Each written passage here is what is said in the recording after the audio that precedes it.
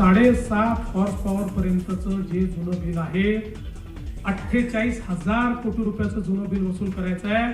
ते 48,000 कोटी रुपयाचं जुनं बिल आम्ही माफ करणार आहोत. शेतकऱ्यांची 48,000 कोटींची जुनी वीज बिलं माफ करणार. मुख्यमंत्री फडणवीसांची मोठी घोषणा. शेतकऱ्यांकडून जल्लोष.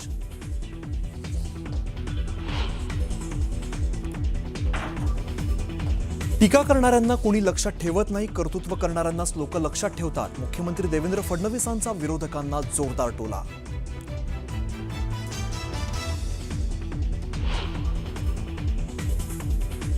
शरदचंद्र पवार डिलिमिटेशनच्या बाबतीत जर गरज असेल तर सरकारने प्रस्ताव द्यावा.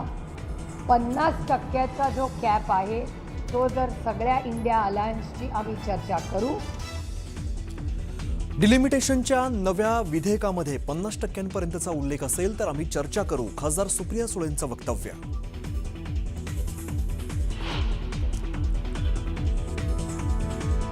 पिंपरीतील मोशी दुर्घटना प्रकरणात 2 अधिकारी निलंबित. पर्यावरण विभागाचे प्रमुख संजय कुलकर्णींचं निलंबन. कार्यकारी अभियंता योगेश अल्लाट यांचंही निलंबन.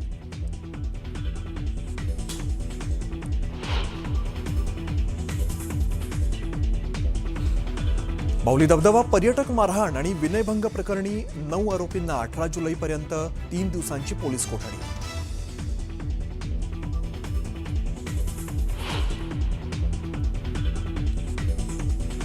हिंगोलीत क्रांतिकारी शेतकरी संघटनेच्या कार्यकर्त्यांनी उधळल्या चलनी नोटा. बोगस सोयाबीन बियाणं प्रकरणी कृषी अधिकारी कार्यालयात आंदोलन. एकनाथ शिंदे यांनी 6 खासदारांसोबत केंद्रीय गृहमंत्री अमित शहा यांची भेट घेतलेली आहे आणि या भेटीची इनसाइड स्टोरी आता समोर आली आहे. 6 खासदारांची केंद्रीय गृहमंत्री अमित शहांसोबत विस्तीर्ण चर्चा झाल्याचं कळत आहे. दरम्यान शिवसेनेला आगामी मंत्रिमंडळ विस्तारामध्ये अतिरिक्त 2 मंत्रिपदं देण्याबाबत चर्चा झाल्याची माहिती वरिष्ठ सूत्रांनी दिली आहे. यावेळी लोकसभा मतदारसंघातील प्रलंबित विकास कामांवर आणि आवश्यक निधीच्या मुद्द्यावर सुद्धा सखोल चर्चा झाल्याचं कळत आहे. तसंच विकास कामांसाठी केंद्राकडून कोणतीही कमतरता भासू देणार नाही असं आश्वासन अमित शहांनी दिल्याची माहिती सूत्रांनी दिली आहे.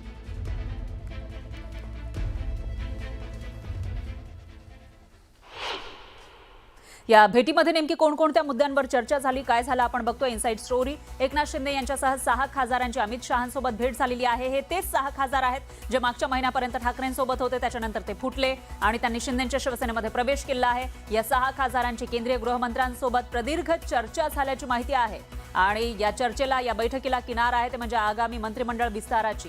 शिवसेनेला अतिरिक्त 2 मंत्रिपदं देण्याबाबत चर्चा सुद्धा याच्यामध्ये झाल्याची माहिती समोर येते. त्यामुळे आता ही 2 मंत्रिपदं नेमकी कोणाला दिली जाणार याविषयी उत्सुकता आहे. केंद्राच्या पायाभूत सुविधा प्रकल्पांबाबत सुद्धा चर्चा झाल्याची माहिती समोर आलेली आहे आणि विकास कामांसाठी आवश्यक निधीची मागणी सुद्धा शिंदेंच्या शिवसेनेकडून या खासदारांकडून केली गेल्याची माहिती आहे.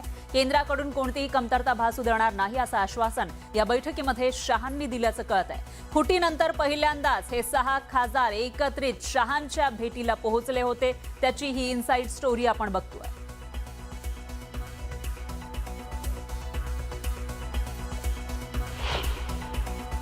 सहा खासदार शिवसेनेसोबत आल्यानंतर अमित भाईंना सदिच्छा भेट म्हणून आम्ही त्यांचे आशीर्वाद घ्यायला गेलो होतो आणि त्याचबरोबर या खासदारांच्या मतदार क्षेत्रातल्या विकास कामांचे काही प्रस्ताव, काही पत्र देखील या ठिकाणी दिलेले आहेत. प्रत्येकाच्या मतदारसंघातले विकासाचे विषय तिथे त्याची पत्रही आदरणीय गृहमंत्री अमित भाईंना दिली आणि त्याच्याबद्दल सविस्तर चर्चाही झाली आणि सकारात्मक चर्चा झाली. आणि अमित भाईंनी सांगितलं देखील की पार्लमेंट सेशनमध्ये संबंधित मंत्र्यांना बोलवून, आमच्या खासदारांना बोलवून, खासदार डॉक्टर श्रीकांत शिंदे आणि हे मिळून त्याचं कोऑर्डिनेट करतील आणि त्यांच्या प्रश्नांना न्याय मिळेल अशी अतिशय साधक बाधक पॉझिटिव्ह चर्चा झाली. कालच्या बैठकीमध्ये या खासदारांच्या सूचना विकासाच्या प्रकल्पांच्या बाबतीमध्ये अतिशय साधक वादक चर्चा अति खेळीमेळीच्या वातावरणात झाली. केंद्रीय मंत्रिमंडळाच्या बाबतीमध्ये कुठलीही चर्चा कालच्या बैठकीत नव्हती. बदल घडेल का? मी तुम्हाला सांगतो, मी म्हणून तर स्वतः आलो. स्वतः या ठिकाणी अमित भाईंना शुभेच्छाही सदिच्छाही भेट होती आणि विकास कामं होती. काही मतदारसंघात तर नगर विकास विभागाच्या सामाजिक न्याय विभागाच्या माध्यमातून कामही सुरू झालेत. म्हणजे कामही सुरू झाले, GR निघाले आणि इतर जे काही विभाग आहेत त्या माध्यमातून देखील कामं होतील आणि पाठपुरावा जो आहे याचा खासदार डॉक्टर श्रीकांत शिंदे करतील आणि दिल्लीच्या पातळीवर पाठपुरावा करणं सोपं होईल. महाराष्ट्राच्या पातळीवर मी आहेच. आणि शिंदे तसंच शहांच्या या भेटीवर ठाकरेंच्या सेनेचे खासदार संजय राऊत यांनी टीका केलेली आहे. तर त्याला उपमुख्यमंत्री शिंदेंनी जोरदार प्रत्युत्तर दिलंय. बघूयात. हे जाणीवपूर्वक पसरवलं जात आहे. या सगळ्या बातम्या मग शिवसेनेविषयी असतील किंवा राष्ट्रवादी काँग्रेस पक्षाविषयी असतील, मग काँग्रेस पक्षातल्या काही नेत्यांविषयी असतील, भारतीय जनता पक्षाला आणि खास करून शिंदे गटाला दुसरं काय काम राहिलेलं नाही.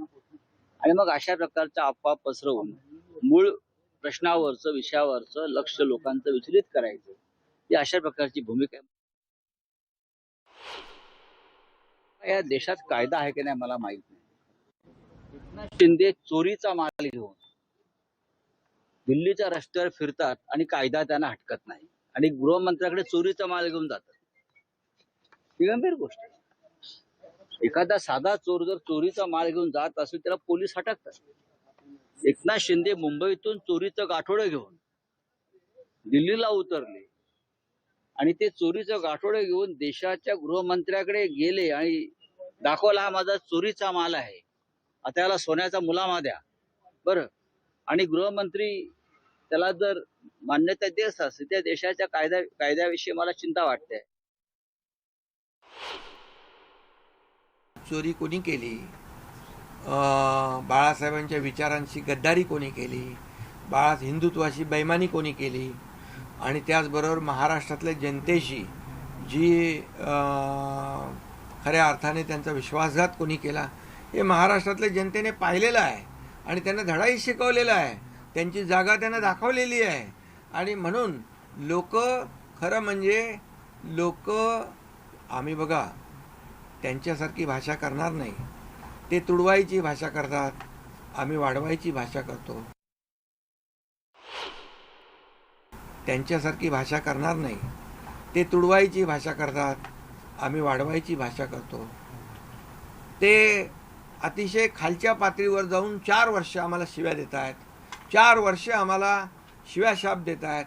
परंतु हे शिव्याशाप देणारे लोक आता दररोज त्यांचा खड्डा खोल होत चाललेला आहे आणि महाराष्ट्रातली जनता आमच्या बाजूने उभी राहते आहे.